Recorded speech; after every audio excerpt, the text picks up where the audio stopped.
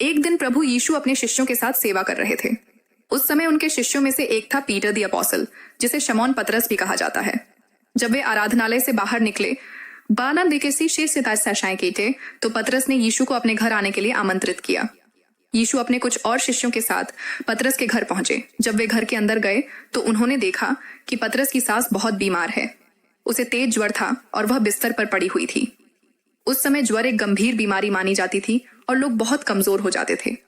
पतरस और उसके परिवार के लोग अपनी माता की बीमारी से बहुत चिंतित थे।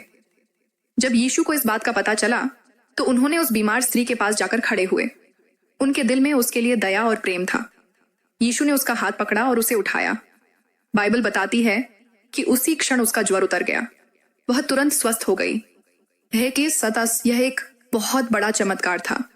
जो स्त्री कुछ देर पहले बिस्तर पर पड़ी थी, वह अब पूरी तरह ठीक हो गई थी। वह उठी और खुशी के साथ प्रभु यीशु और उनके शिष्यों की सेवा करने लगी। इस घटना को देखकर घर के लोग बहुत आश्चर्यचकित और आनंदित हो गए। उन्हें समझ में आया कि यीशु केवल एक शिक्षक ही नहीं, बल्कि परमेश्वर की शक्ति से भरे हुए हैं। इस घटना के बाद लोगों में यीशु के चमत्कारों की चर्चा और भी फैलने लगी। बहुत से लोग अपने बीमार रिश्तेदारों और मित्रों को यीशु के पास लाने लगे ताकि वे भी चंगे हो सकें। यीशु ने कई लोगों को चंगा किया और उन्हें आशा और नया जीवन दिया।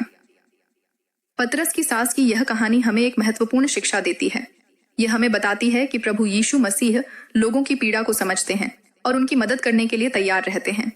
जब हम विश्वास के साथ उनके पास आते हैं तो वह हमारी सहायता करते हैं।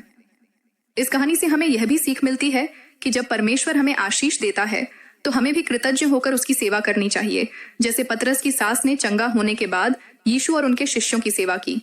आज भी यह कहानी हमें विश्वास दिलाती है कि परमेश्वर प्रेम से भरा हुआ है।